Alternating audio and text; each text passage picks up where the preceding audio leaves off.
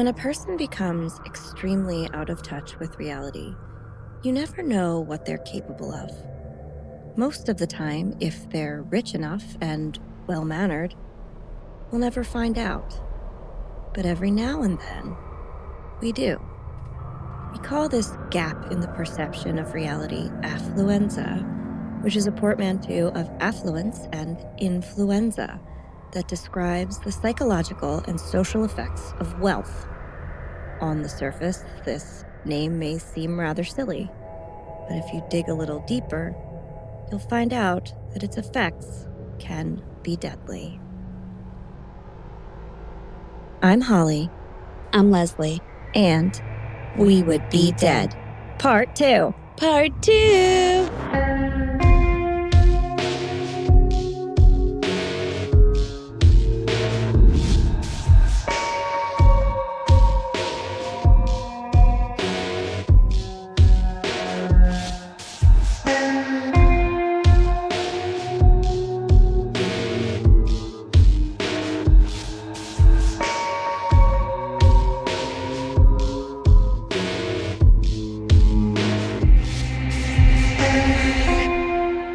Leslie. Hey, Holly. Hey, Fiends.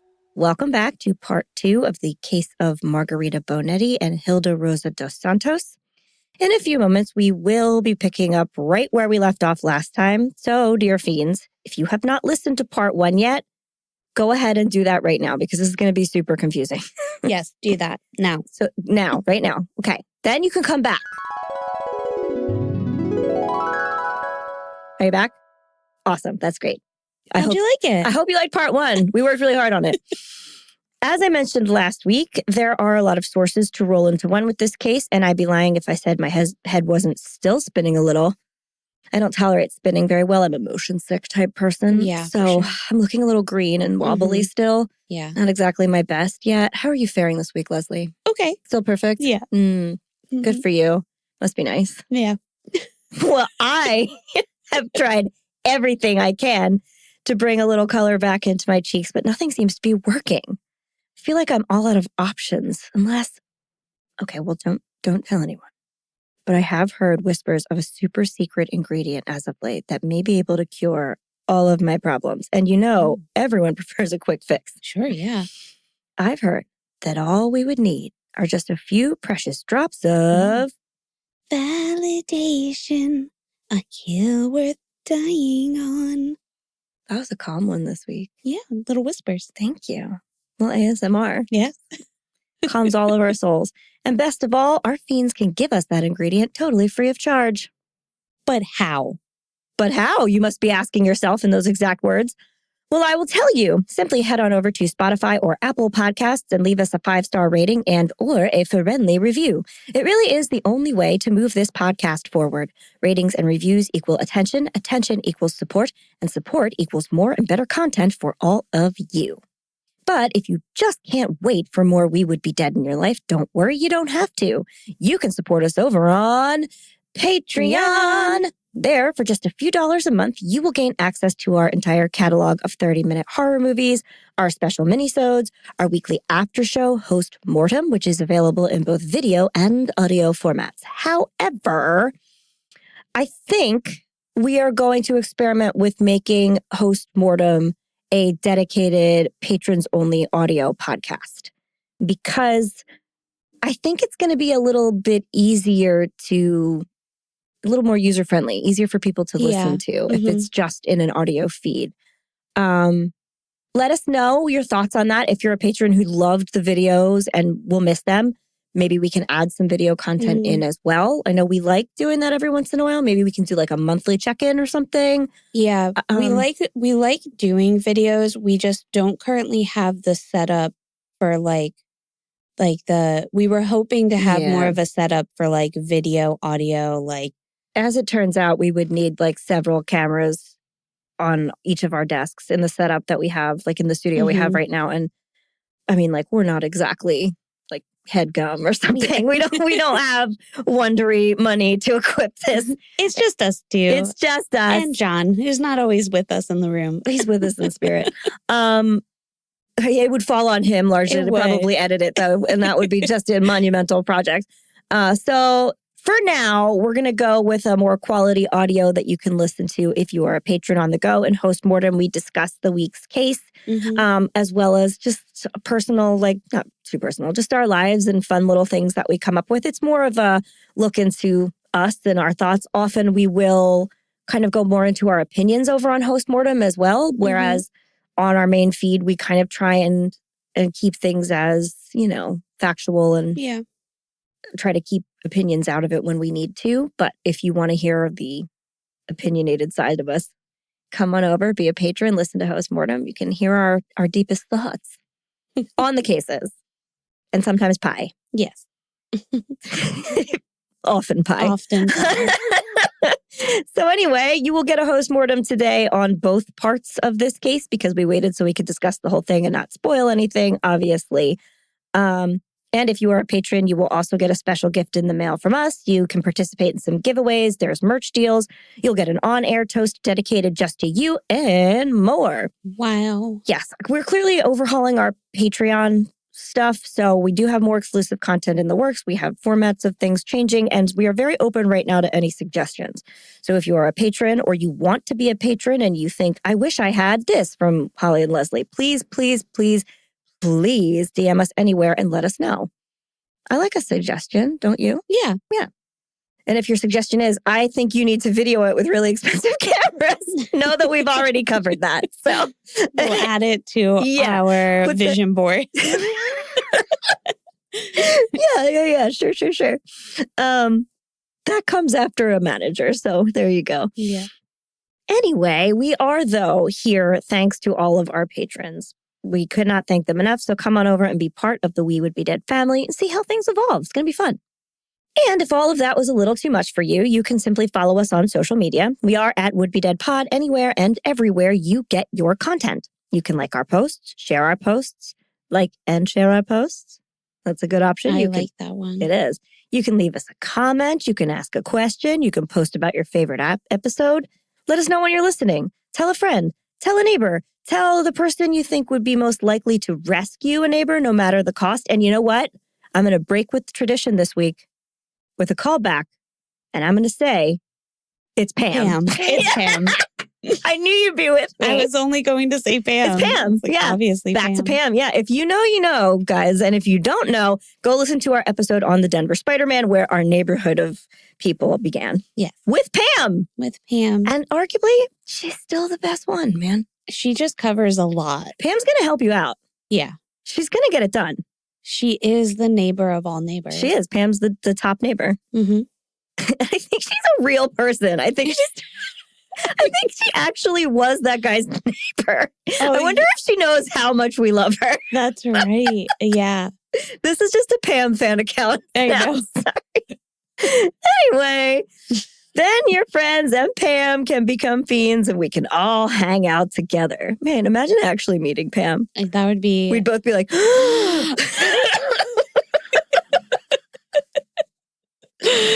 We need shirts that say, be a Pam. Be a Pam. I love that idea. Patrons, let us know. Anyway, Leslie, do you have anything else to add before we begin? No. Be a Pam. Be a Pam. You imagine seeing someone in the wild wearing that? You'd be like, what the fuck is a Pam? And it's just like a friendly woman on like her doorstep. Just waving. Like... That one and all is not well. We need both of those. Oh, well, that was fun. All right, then. On with the show.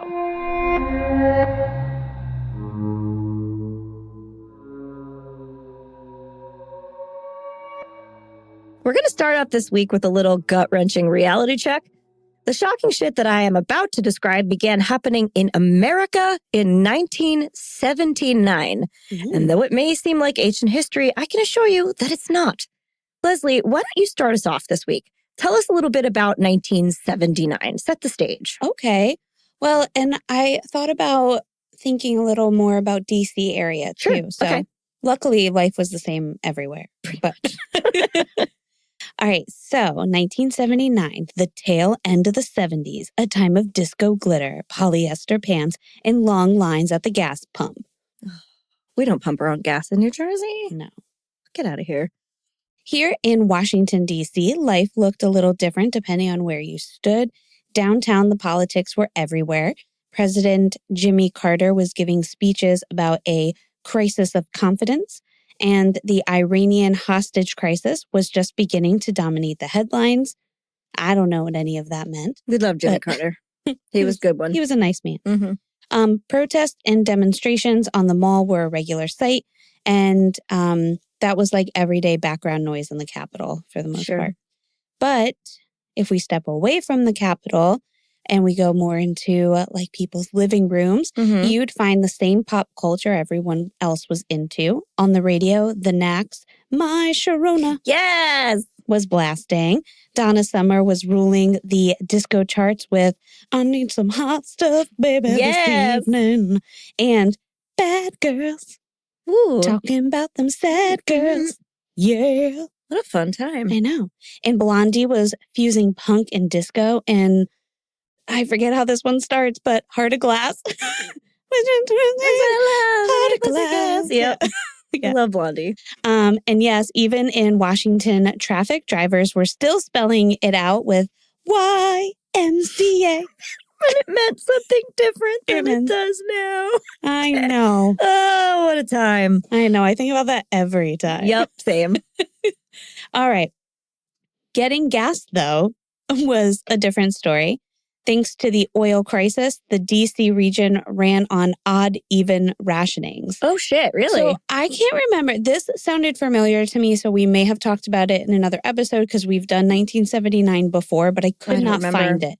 So there was like this oil gas crisis that we had. So certain states, and D.C., New Jersey was one of them, Maryland, Virginia, you'd have to, depending on the last number of your license plate, was the day, like determine which day you could go get gas. Oh, wow. And like people would like put like fake numbers on theirs.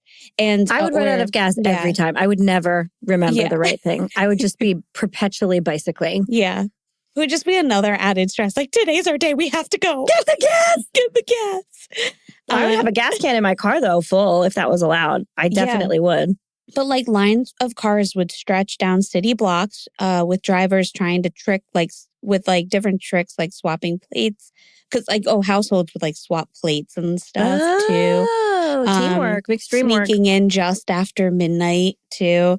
Or even like hoarding gas and milk jugs. That's exactly what I'm saying. Yeah. I would probably have to keep some because I know I would not get in there on my day. And if you were like an emergency worker, ambulance, nurses, doctors, like just like in COVID, like if it mattered, you get a pass. Right. Culturally, Washington had its own beat. The metro system was still new, with the Red Line having just opened a few years before, and it felt futuristic to glide underground instead of sitting in traffic.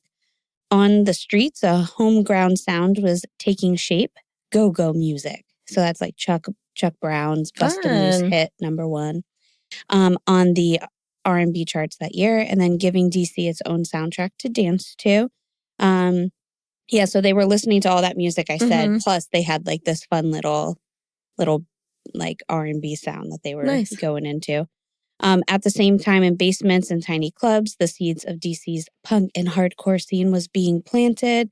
The Clash that had already come out, and they were coming out with like their second album this year, so they were starting to seep in. Nice. And then there was other bands like Teen Idols and Bad Brains that were like gearing up to get into the 80s with all the punk rock stuff.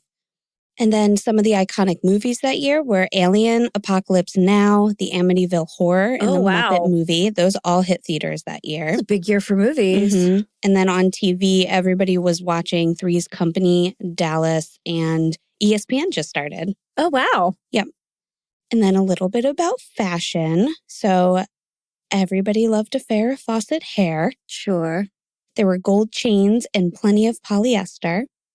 Roller discos were packed, and if you were lucky, you might be strutting around with a brand new invention, the Sony Walkman, which had just hit Japan. So I don't even think anybody was doing it yet.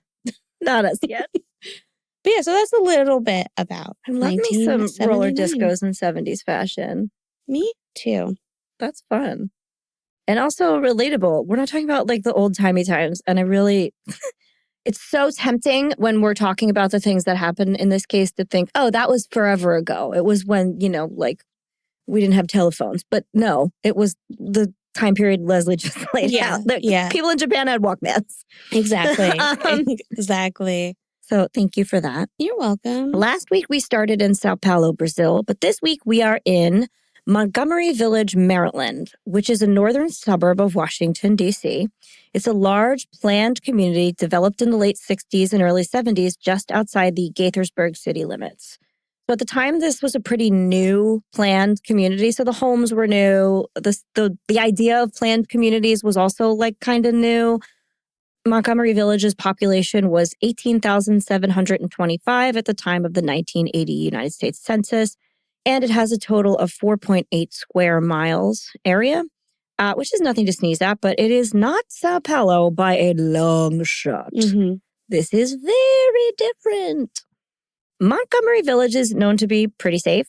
The crime rate has been reported recently by some sources as unusually high, and others to be quite low. And I'll admit that this is very unusual. And I've looked up the crime rates in like a million cities at this point. Usually it's pretty consistent. But a little digging shows that the crime is only in certain little pockets of the town, and that the statistic is recent. Okay. The crime is pretty isolated. For the most parts, neighborhoods are nice and quiet to this day. And back then, they pretty much all were. The schools are okay. They're not exceptional, but they're not bad either. A lot of the well-to-dos send their kids to like DC private prep schools, right? Which is going to come into play later. There are lots of things to do within walking distance, and the town is just a short while, train ride, like you said, away from DC. The town is ethnically diverse and community-minded with lots of access to public transportation. It's really funny you mentioned this oil crisis because I didn't encounter it at all. I mean, why would I? Mm-hmm. But this town would probably have been very advantageous because you could walk to a lot of things. Okay. And if you couldn't get gas, like, wouldn't have really mattered. Right. You could still find your way to a market. You could still go to the train station and get into DC. You could go to your neighbor's house. You could get by just fine. Okay. Well, so that's nice. Yeah, it probably was like a very desirable place to be. Mm-hmm. Montgomery Village, truthfully, would be a pretty low-key place for most of us in our listenership to just like move right into right now. It is a run-of-the-mill American suburb. Trust me, I have been there. As I mentioned, my in-laws used to live there, and they lived there when Will and I started dating, and we visited them. So, just the suburb. It was nice. But for the Bonettis and Hilda, this would be an enormous change. Yes, life was slower and quieter there, and the weather would be a shock come winter, but also there was no aristocracy. There's no like tiered hierarchy of people. Everybody's just kind of the same there. You know what I mean? People in Montgomery Village didn't have servants. That was unheard of. We are like firmly planted in upper middle class society. You know, they had money, but this is not like mansion people. This is like nice house, comfortable people. And everybody is that. They all cooked their own food and like they'd swap recipes and they enjoyed that. Everyone kept their own homes. They did their own laundry. You saw dads mowing the lawn and moms hanging clothes out on the line. That's it. It's a picture of American life. The concept of unpaid domestic labor would have been absolutely abhorrent to most people there. They would have told you that didn't happen. People also made friends by seeking them out. They weren't like social events that they were ushered into. You didn't go to the ball, you know, like you found a friend. Yeah. And people were more interested in education than etiquette. It was more of a bragging point if you had several degrees than if you like knew how to set a table for 16. And Margarida wasn't a local celebrity in America. Nobody knew who the fuck she was, nor did they care. Mm-hmm. And to top it all off, nobody in that area spoke Portuguese. Some people spoke Spanish, a few German or French speakers here and there, maybe Italian, but not Portuguese. And it goes without saying that there probably weren't any like Brazilian restaurants within walking distance. Right. So this is all a total and complete culture difference. Like they have walked into like the moon, basically. Right. They did have disco in Brazil, though. So, do you think Margarida was at a disco? I don't know. She might have heard it. Maybe, but she was probably like, ugh, disgusting peasants, sweaty and dancing. Whores. Now, The picture I just painted for them seems deceptively isolated and lonely, and like you're going to want to be sympathetic right now. But contrary to my usual reminders to be empathetic and keep an open mind, I'm going to ask that you resist that temptation this week. Yeah. Do not extend sympathetic thoughts to Rene and Margarida at this point. Please just don't. Because despite all their differences and the culture shock they were undoubtedly entrenched in, there were abundant opportunities for the Bonettis to be part of a community in Montgomery Village. They had a child in school. At first, he went to the local public school. Rene worked with a lot of other people. All those people that lived in that pocket, like worked in the same few DC, like government places or for science and whatever. And most of the people Rene worked with had families and they lived all close together. So like you would see your colleagues, people were around. A great many women in their neighborhoods were stay-at-home mothers with children the same age as Arthur, who all kind of talked to each other and helped each other out. The Bonettis also regularly attended church and went to prayer groups. And it was the 70s and 80s. People had hobbies and went outside. Right. You know, you could just meet somebody doing something. Not to mention that the neighborhoods in Montgomery Village were pre-planned specifically with families in mind. They had lots of common spaces, so a lot of them would have like a rec center or like a community building, and residents frequently planned dinner parties, barbecues, holiday events, and get-togethers. Most neighborhoods even had a community pool. You see, a great many people who lived in these neighborhoods also had, just like the Bonettis, relocated from their home countries or states and towns to work in DC, which meant that a lot of them had arrived as strangers in a strange place with no family support. So these communities were designed to prevent isolation and give the residents a village where they could all support one another. It would be strange to not know your neighbors at that time and place. Now, remember that. And I definitely see the effects of this specific kind of like mindset in my in-laws who did live there. My father-in-law worked for the government and they moved around a lot. And often they didn't live super close to family for long stretches of time, as you can attest. They're your family. But they always made very good friends with their neighbors. Right. Like if you think about Mel and Daddy, like their good friends are people that they lived in the same neighborhood as. Absolutely. For different parts of time. They really took advantage of this. I think that's actually really sweet and you don't see it as often. I kind of wish that life was more like that. I wish I could be more like that sometimes. I just think everybody's waiting for me to leave a party because I'm weird and annoying. But I digress. Anyway, the point I'm making here is that it would have been very, very easy for the Bonettis to live a rich and happy life there. They just actively chose not to. Okay, yeah. So they're not on an island. Yeah. Far from it. People are like showing up to welcome them with a pie. Right. So back to the story. In 1979, Rene, Margarida, Arthur, and Hilda moved from Brazil to Maryland. Rene and Margarida and Arthur are initially granted long-term visas through Rene's job, and Hilda is granted a temporary visa as the domestic servant of a foreign dignitary. Yet again, I will say, I think that's a weird thing. The four of them moved into a little 3-bedroom townhouse initially where they would wait to look for a larger home. So like, we're going to stay in this little place while we look for the big place.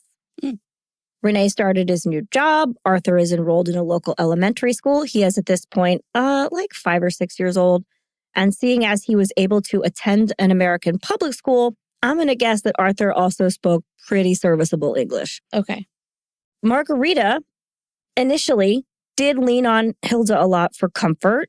Hilda would prepare the meals. She did all the cleaning and the laundry. She cared for Arthur before and after school and continued to care for Margarida as though she were a petulant child heiress, which she kind of was. Compared to her, Arthur was like a piece of cake. Yeah. Rene and Margarida were both raised Catholic. Brazil is a pretty Catholic place, after all. And as soon as they landed on American soil, Rene found them a Catholic church.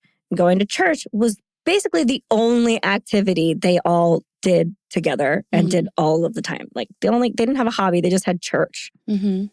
I kept looking up Margarida being like, she must have done something. She must have done something. No, she did not do a damn thing. Rene, it should be noted, was also not your garden variety Catholic. He was a member of the ultra-conservative, strictly Bible-obedient, hyper-disciplined, members-only Catholic Adult Boys Club. Opus Dei. Oh. I know it even has an intimidating name. Now, it's not its own religion. It's just like a private club of Catholics. Mm-hmm. Opus Dei emphasizes that ordinary work and daily life are all paths to holiness. Basically, you should be thinking of Jesus 24 hours a day. Members are expected to sanctify their professional work, living in faith in every task, not just in church. Members also commit to a plan of life that includes, often even for civilians, daily mass, extended personal prayer, spiritual reading, weekly confession, and practices of sacrifice or self-denial. Okay. So, blast at parties. These guys are when they're not whipping themselves in the back room. I know. And true to form of the kind of guy I'd imagine going to a lengthy Catholic mass every day by choice, Rene seems to be the blandest man on the planet. Well, because if he had work and then that's like all he did. What else are you going to do? Exactly. Yeah. He was bland and terse. That's like all we get from Rene. No one has anything to say about him. They're like, yeah, he just was. He was there. That would be his IG profile. Bland and terse. Yep. I'm not sure he really liked or disliked anything, including his wife and his son. I mean, he's an uber strict married Catholic who only ever had one kid and neither one of them was sick. Yeah. Those people usually have like 15 kids. That's true. They just had the one. So, yeah. Rene just kind of existed to go to work and then to church. And yet he didn't make any friends at work or church. Mm. He also did not go in for luxuries. Again, like the Opus Dei lifestyle, you're supposed to be kind of minimalist. So I have no idea what he and Margarida had in common because she really loved a good luxury. So interesting. Isn't that strange? Yeah. I mean, I guess it was seen as like a really enviable thing to marry a man that pious, or like he was like a gold standard of human. But she was also from a family and a culture within Brazil that was like, you had very nice things. You threw very nice parties. You bought beautiful clothes and fine furniture. And that was just not his like austere lifestyle at all. Well, maybe he just like isolated the two where he just thought like as a man, that's what he should be doing. And then like for her, it didn't really matter. Maybe, but they did not live extravagantly in America at all. Oh, okay. So, well, maybe because then now that he's had in her charge. away, he was in charge. Right. Yeah. And she's not she's not doing a blessed thing either. She's sitting on her ass and just being mad.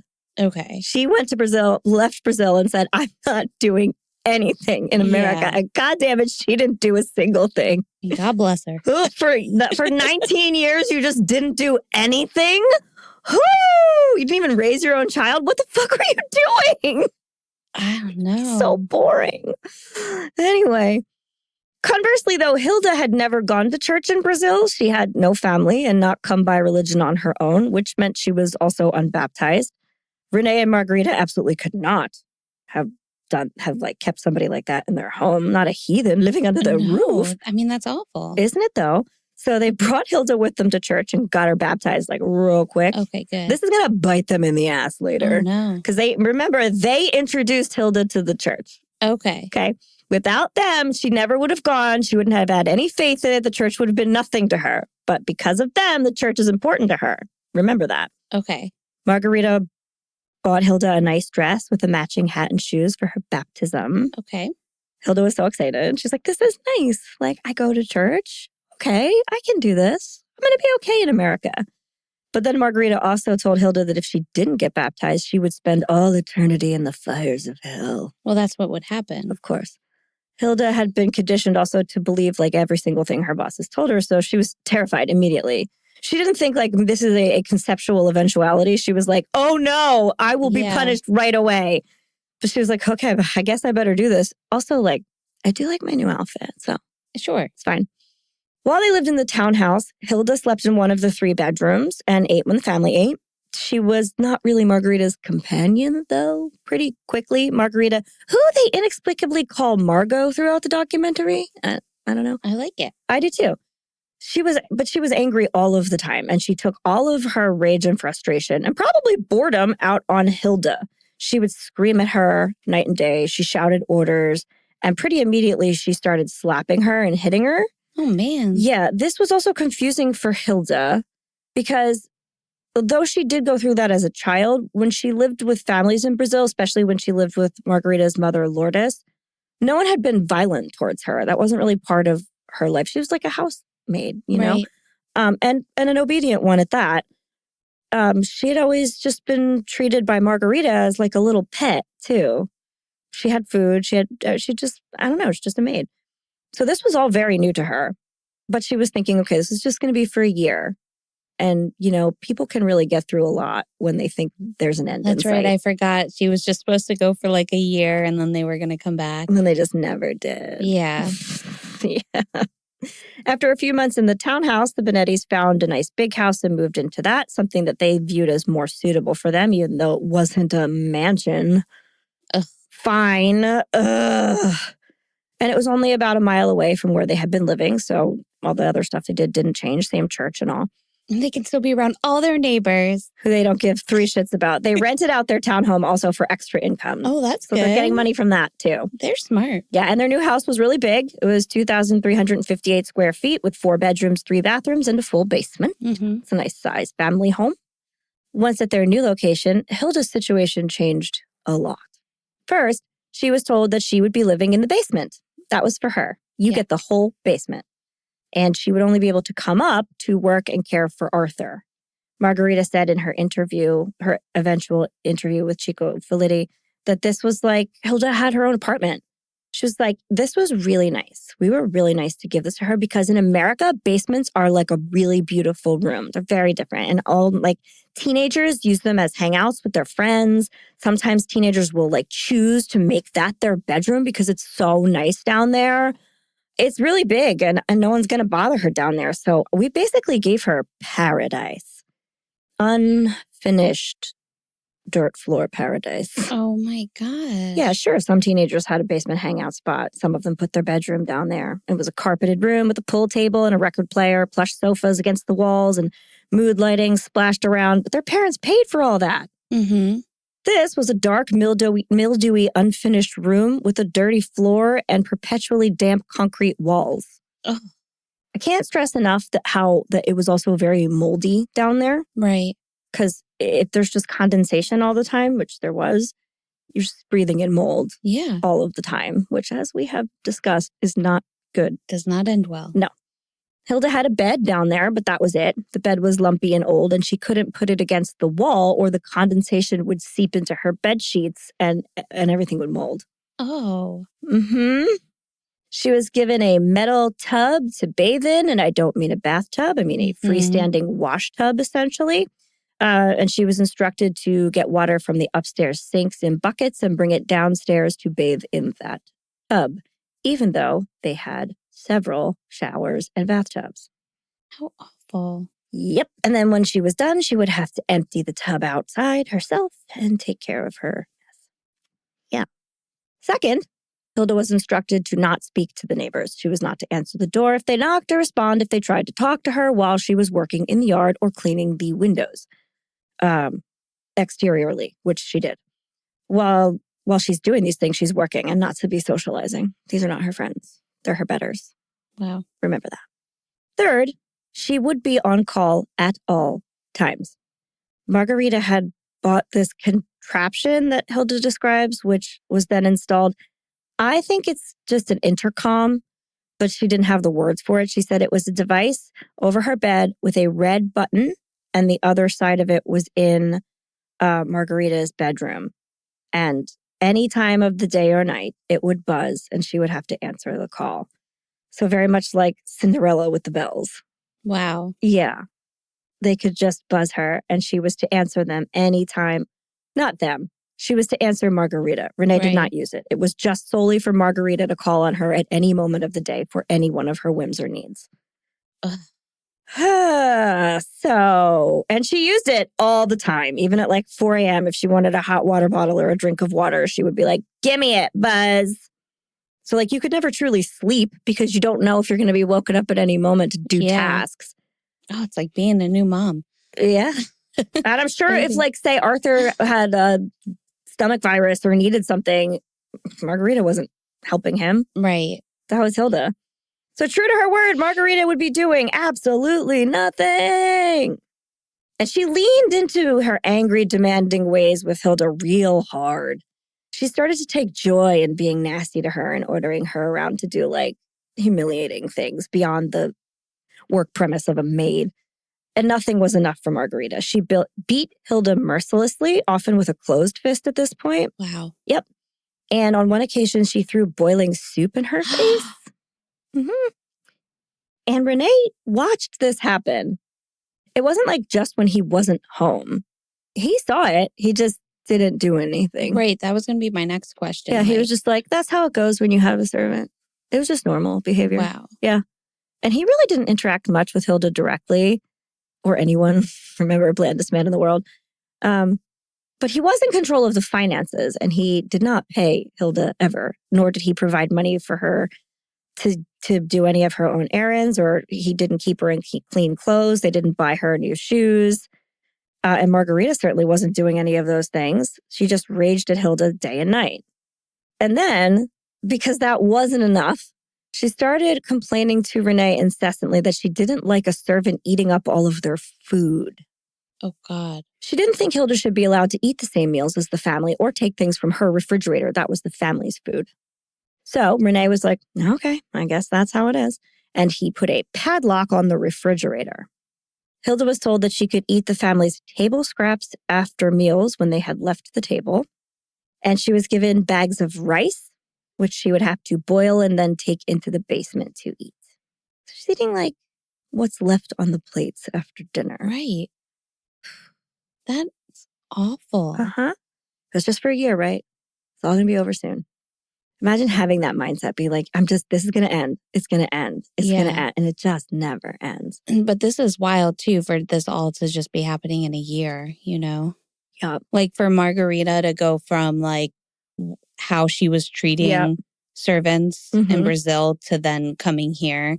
Like it would almost make more sense to me if like 5 years in, she just like lost it. And this does go on for a long time, but this change happens immediately. And then she just consistently stays that way. It wasn't like you said, oh, she lost her mind. She was bored over years and years. Again, that's why I said, don't resist the urge to be sympathetic. Because this is not like something that happened to this poor isolated woman. It's the choice that she made.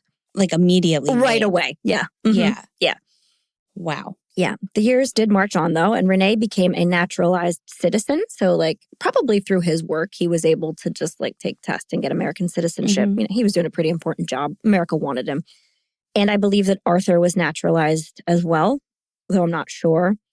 Margarida just got the green card. So she was married to a citizen, which made her a citizen, but she did not do any of the citizenship stuff for herself. She never became naturalized. That's important to remember as well. Not that she couldn't, she just didn't want to. Because she just wasn't doing anything. No, and she's not staying there. Arthur got older, though, and required less and less care. By the time he was in high school, he was enrolled in a, quote, prestigious Catholic prep school, which I can only assume was Georgetown. Which is, at this point in time, 20% boarding students and 80% day. But at that time, it might have been more boarding students. I don't know that he lived there, but I can tell you that I went to an East Coast prep school that had boarding students. And even if you're a day student, you're there all the time. Right. Like probably more so than you would be at another high school. I was at Petty all the time. So he wasn't at home a whole lot. That wasn't Hilda's job as much. And with more time on her hands, she was given more hard manual labor to fill her days. She cleaned the exterior of the house's many windows, did all the lawn and yard care, and even was asked to dig a huge ditch for the city when they installed, I believe it was city water, though it could have been another like city works line. You know, when you go from well water to like city, they have to dig all those trenches. Public Works does that, right? Someone comes out and does that for you. But Rene told them that he didn't need them to come and do it because he had his own help. He had his own laborers. Oh my God. They would have done it. They would have done it. And it did not cost them anything. They just come out and do it. Rene purposefully said, no, we have someone to do that. You don't need to come out to our house. Ew. What was gained from that? How is that good for anyone? Because like, I don't know. Like, there's no way she was better at it than these people were. You know what I mean? Hilda just dug with a shovel late into the night every day for a week. And this was a pretty curious sight for the neighbors to take in. Wow. right? They're all having this work done by the city. And then there's Hilda digging away with an old school shovel. And like I said, it's not like she's a sturdy laborer or a hole digging enthusiast. She's a 50-something-year-old Black woman who has never seen a doctor and rarely leaves the house, dressed in rags and old worn shoes. How could you possibly think this wouldn't raise a few eyebrows? Right. Like if at first I was thinking he didn't want people coming to the house and catching wind. But she's out in the front lawn. Oh my God, they're so stupid. And the neighbors are like, hey, you digging a hole? Yeah. And she, of course, is like, no English. Yeah, I can't talk to you. Mm-hmm. Yep. Yeah. So about those neighbors. It's not like the Bonettis live on a giant country estate or a cattle ranch up in the mountains. This is a suburb in the 80s that was designed to be walkable. If your neighbors forgot to close their curtains, you could see right into their house through the windows. Remember, closeness is the point. So what did these neighbors think of all of this? Well, for a while, they didn't know a whole lot, right? Hilda was a mysterious figure in her own right. She was kind of the mysterious woman in that neighborhood. Mm-hmm.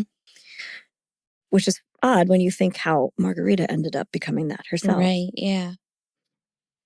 The whole thing is like a curse. It's like an ancient curse befell them. Yeah. When the other residents of the neighborhood heard that they were getting Brazilian neighbors, at first they were like all excited. Yeah. They were like, ooh, we don't have any Brazilian people that live around here. This is going to be new and fun. This is so fun. We love that. It's a reason that they are going to bring something new to the community. Yeah. They imagine fiery, personable, like passionate South Americans who would want to like have parties and talk loud. And they'd bring exotic dishes to the monthly potlucks and maybe teach them a little Portuguese. I know. They're going to samba to the night as That's not what the sun comes They up. didn't get that. No, they did They not. got the worst version ever. It was like two people dressed in beige who never came outside. And one that just talks about Jesus, but not like a fun, like, Santa Maria. No, but not like to you, just in general, just out in loud. General. Yeah. No. But potlucks are a fun metaphor for this whole thing. You know, everybody comes together. They bring a little of their life. They talk. They contribute. The Bonettis did not go.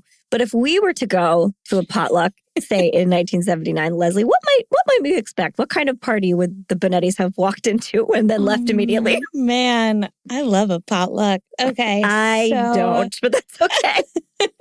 So 1980, early 80s. Yeah, right? I'd be the early 80s at this point, absolutely. All right. So we'd have some like vinyl pattern tablecloths with like harvest colors. So there'd be like rust, mustard yellow, olive green.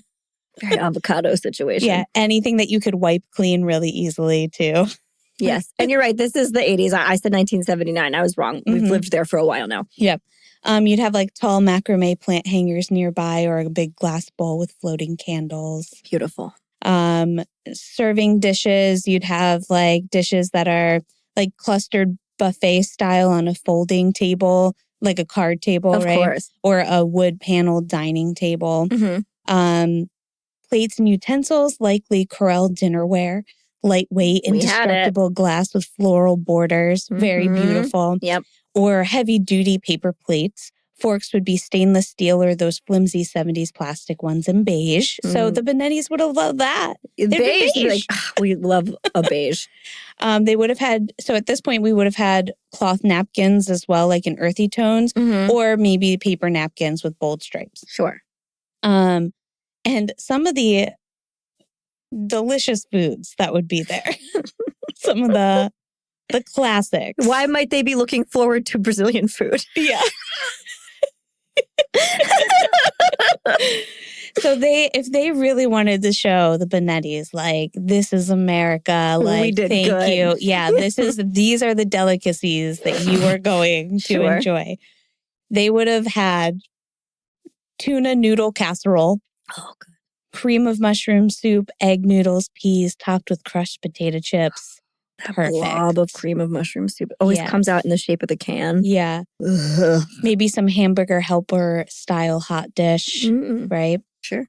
The quiche Lorraine was very popular at this point. Quiche Lorraine is good. It's so good. I'm going to give it that. Still comes around, but this I forgot quiches were like a thing. That they had a moment. They really in did. like the late 70s, early 80s. Yeah.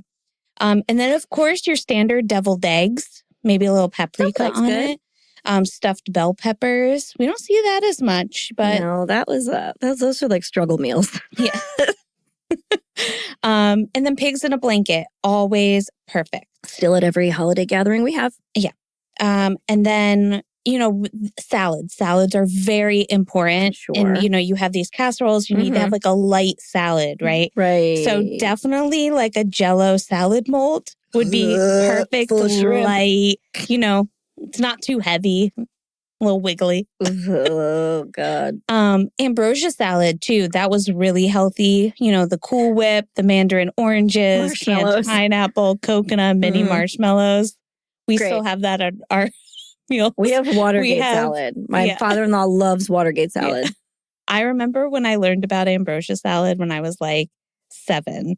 And I made it all the time. Really? Yeah, because when you're 7. I guess. Yeah, I never got it. I was always like, why is there like mayonnaise and whipped cream in this? I'm horrified. I never had mayonnaise in mine. There was mayonnaise in yours? I had some of them, I think. They mix. I don't know. I didn't want any part of it. I did not like it. The Cool Whip.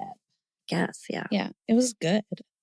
But I can still taste it. Like I haven't had it. It has a very specific in like sweet 2 or 3 decades, and I can still taste it. Yeah, it's a sweet amorphous taste. It just all tastes like maraschino cherry juice. But then three bean salads and macaroni salads are also very popular. I love a good macaroni salad. Yeah. One of the best. Okay, so like they would have walked in and been like, "Oh my God, they have a cheese ball with Ritz crackers." Listen, I love a good cheese ball. My parents had them at every party they ever had. Also, my uncle always brought quiche Lorraine. This is very funny. Well, I know. Like, I think some of these things like have just stuck. These are the best ones, right? And then the French onion dip. Like, you never go anywhere to any party without a French onion dip. It's at all of my parties. And it's at Christmas every year if you're looking for it. Same way. Oh, I buy it in a tub. Well, yeah, but it would have been made My dad makes it with the soup packets. That's exactly how it's made. Yep. Even in the tub. Yeah, my dad still does it that way. Those people are buying the Lipton onion pack and just putting it in the tub. And then that tub you can put leftovers in. Yes. And if you're Italian, it's a ricotta cheese container. Yes. You always have that full of sauce and meatballs. Yes, you do. Every time. And then very popular desserts would also be a pineapple upside down cake. Cute. Jell-O poke cake. So lots of Jell-O at this party. Oh, God. A nice bundt cake. A bundt cake. A bundt! Rice Krispie treats and like chocolate mousse cups would have been nice. Yum. And then there's always going to be too much food, right? Of course. So you're going to have leftovers. So everybody, there's probably even going to be a leftover station. Ooh. Right? And it'll be filled with like your Tupperware. All the Tupperware containers, those tight-fitting, like burping lids. Really good. Lots of wax paper and aluminum foil if you didn't have your own container. Some people brought their own Pyrex dishes with the lids. Well, they were and prepared. Then they would like, or if one was lent out, then they would send it back maybe like filled with something else, Oh, that's cute. Yeah. But yeah, those were some potluck. And that's a very community-minded thing. That's a very everybody contribute. Everybody have this experience. Everybody has enough food to take home. Right. You're just like, we know Sally's going to bring the French onion dip. Exactly. Like, we'll all have something. George is bringing his 3-bean salad. Yeah. I love that. Holly, what's like your favorite? What do you always bring if you were to go to a potluck? I hate attending potlucks, and here's why. Not because I don't like your party. Your party's great. Because I have issues with time management, and I will never make something in time. I will not time it right. So I always bring booze. Always. Yeah. Which I know is not something I put enough effort into, but but conversely, if I host you at my house, I do not ever expect you to bring anything. I will make everything. If you want to bring something, that's great. I don't expect it of you. Right. So there you go. What about you? I usually end up bringing the vegan option to everything. Yes, you do. I usually I have 3 that are my top 3 that I bring because they're so easy to do. And we should say because your husband eats vegan. Yes. And I have I do eat dairy, but if people can't have like cheese and stuff. So I always bring a vegan mac and cheese, which I actually really like the vegan mac and cheese that I make. Instead of pigs in a blanket. I bring carrots in a blanket. Little carrots. They're good. Yeah, those are good. And something really quick that tastes really good because it's slathered in like barbecue sauce is jackfruit, like pulled jackfruit. Oh, I remember you made that one. Yeah. You do meatballs sometimes too, vegan meatballs. Yeah. Oh, yeah, I did the meatballs too. Yeah. So that's usually, but a lot of times it's, for a while there, it was like the vegan mac and cheese I would bring. Then usually a dessert. I remember that. I do like the Rice Krispies with Oreos. Those are good. Yeah. Yeah, I'm not good at bringing things elsewhere just because my time management skills are shit. But if you come to my house, I will make a crazy amount of food and you can eat all of it and bring stuff home. And I'm happy to do that. So there you go. So I mentioned that because it kind of gives you like, what was it like? What were these neighbors like? They were doing this. This was fun. Yeah. They were like, oh, cool. We're going to get some sweet Brazilian food. These people are going to come and regale us with stories. They got the coldest people ever in the world who would not speak to their neighbors.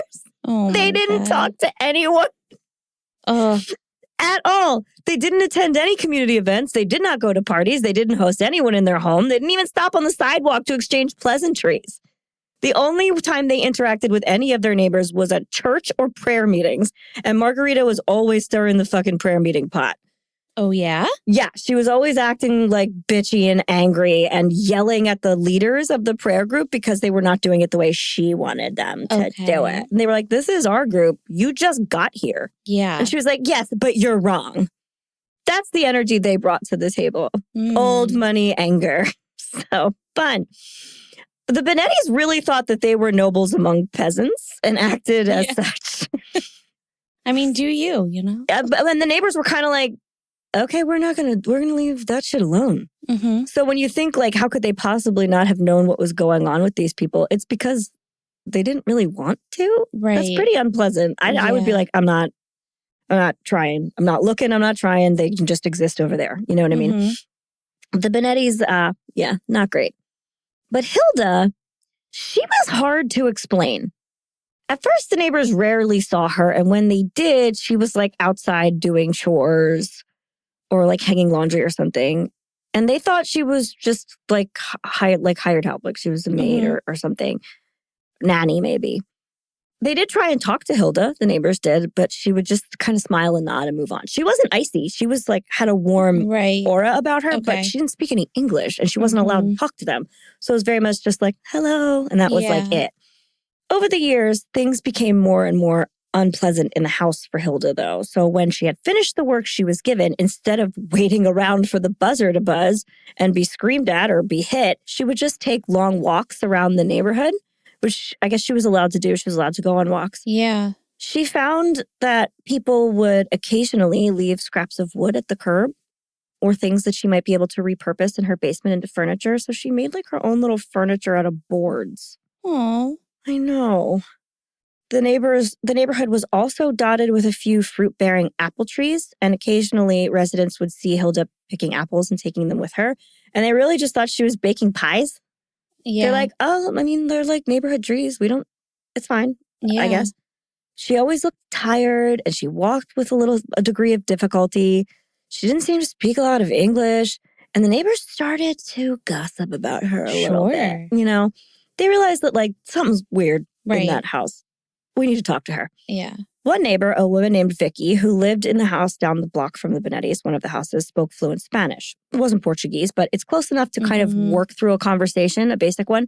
So slowly and gently, Vicky was their key to unlocking this mystery. Vicky. I know. Vicky is a queen. She's like, I'm going to get in there. I'm going to find this the fuck out. And the neighbors were like, yes! So they were all about it. And she did. Vicky was able, over the course of years, mind you, though, this takes like a couple years to get her to start talking. She slowly becomes friendly with Hilda. They'll talk about recipes and about life and about, just daily innocuous stuff.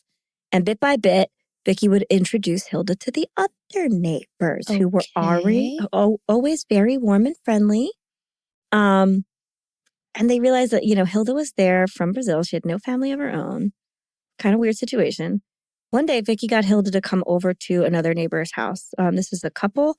believe their names are Arthur and Andrea, but it's kind of vague. I'm not 100% sure. I fucking love them, though. Okay. I love them. These people look like the grandparents everybody wants to have. Aww. They're just like very like, well-appointed older people, very kind air about them. Arthur has a slight German accent and a very concerned and empathetic nature. Like if I was to cast him in a character in a cartoon, he'd be like a kindly old doctor or something. Mm-hmm. That's what he gives. He radiates safety, and it was clear that he wanted to help. And he says, Hilda, can I sit down with you and talk a little bit? And Hilda's like, okay, she agrees to do this. And, they have the translating happening and stuff. So he asked her about her background and her living conditions and her finances and the work she did for the Bonettis. And Hilda was truthful. Arthur, Vicky, and Angela just sat there stunned. They're like, are you fucking kidding me? You live in the basement with an intercom? What is this? And Hilda finished, and Arthur looked at her and said, Hilda, you're a slave. You are living in slavery. That's not legal in this country. Ooh. And Hilda was like, no, surely not. Oh, well. And she also didn't really know what that meant. Right. Because that's just the life she always had. That's all she ever knew. And to add to that, she told them, well, she has nowhere else to go and nothing to do. And she was terrified of Rene and Margarida. She was just stuck. That's how it was. But the neighbors weren't really satisfied with this. They're like, no, you're not.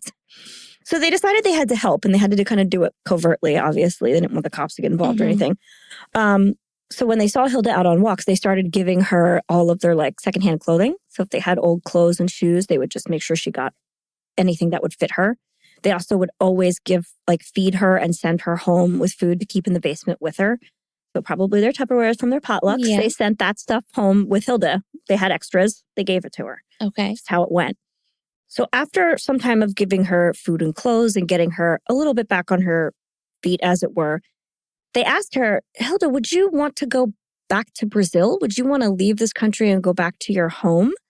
And at the time, Hilda said yes, but she didn't really have a home. So this concept was kind of strange in general. Mm-hmm. But the neighbors thought that she must have something there and they could send her back. So they started giving her money, little bit by little bit.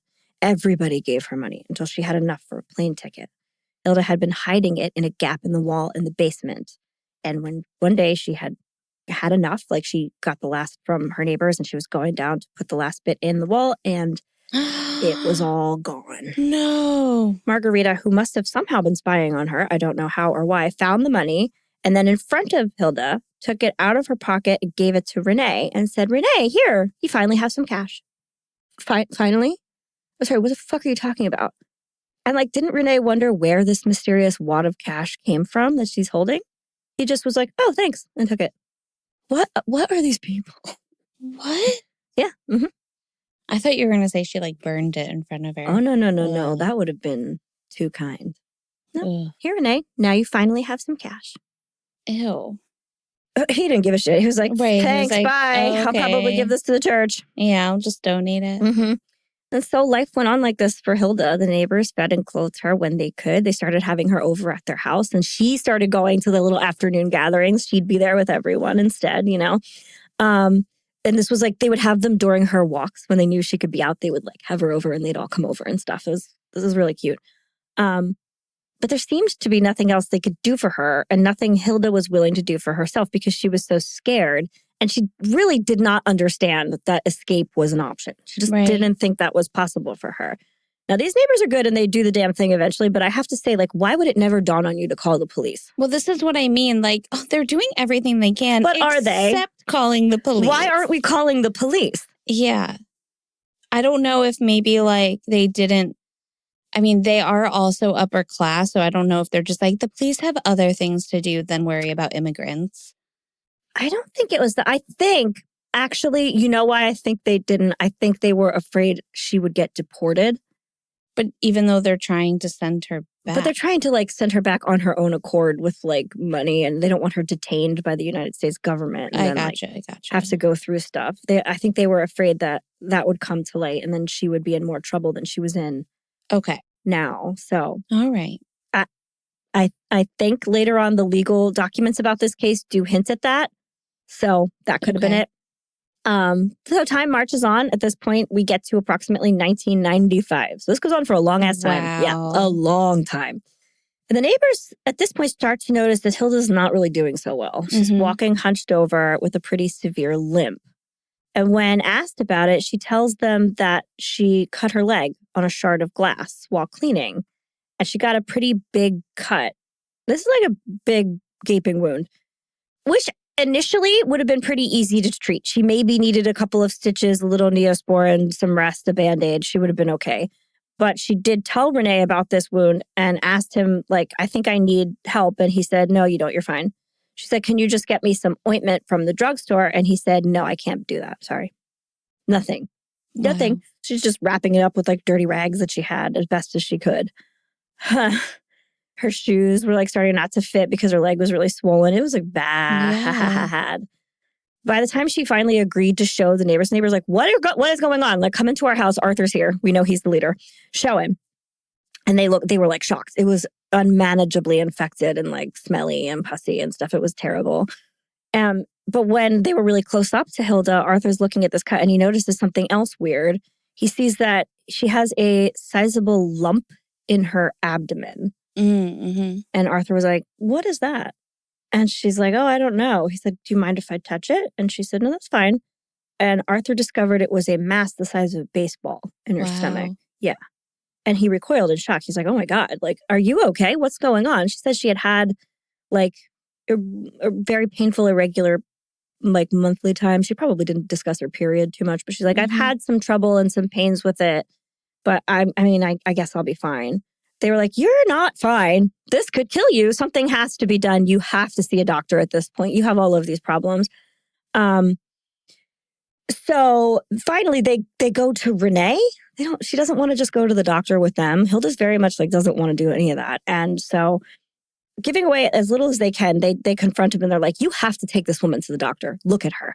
Her leg is like massively infected. She's going to lose that leg if you don't get it treated. And she has some kind of thing growing in her stomach. You have got to get this woman treated.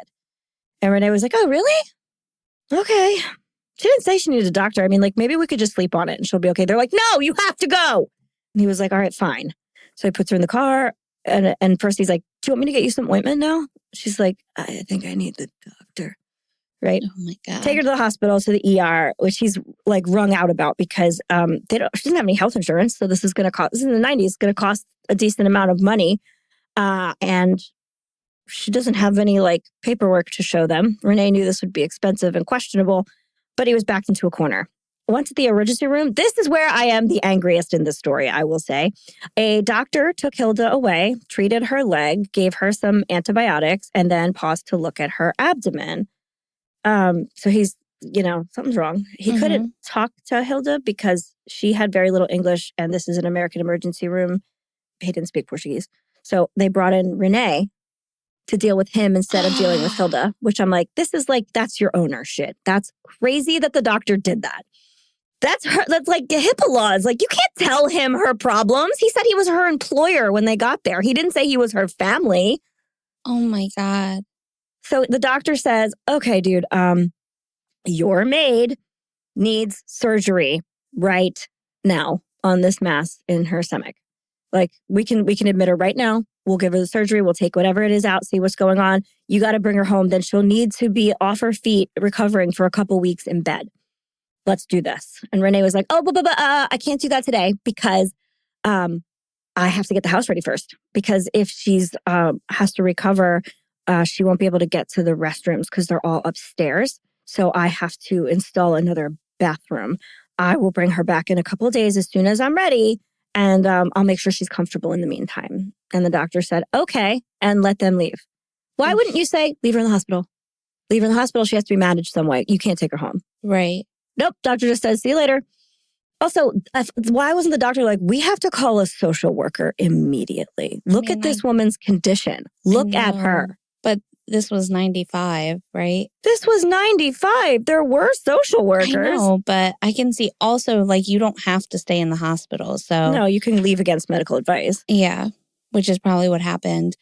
Also, you cannot tell me that there wasn't one Spanish-speaking doctor there. They didn't look for one. Or nurse, or you know what I mean? He just brought Rene in to interpret because Rene spoke Portuguese. I know. But to me, I'm like, that's a HIPAA violation. This guy has no rights to know all of her personal health stuff. Mm-hmm.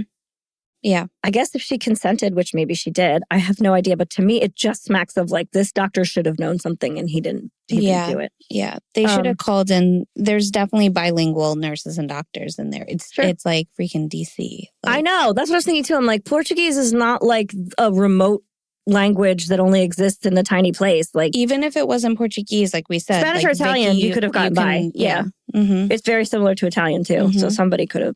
But nope, they didn't even try. Rene brought Hilda back home and sent her down to the basement because that's the floor that didn't have a bathroom that he was talking about. They could have just put her in one of the other empty bedrooms, but they didn't. So he went out. This is the most ridiculous thing. He went out and bought a toilet, and then he carried it down the basement stairs and laid it on the floor. And then he realized there was more to toilet installation than just buying a potty and calling it a day. Yeah. It was like, oh no, I have to do things. Oh, rich people.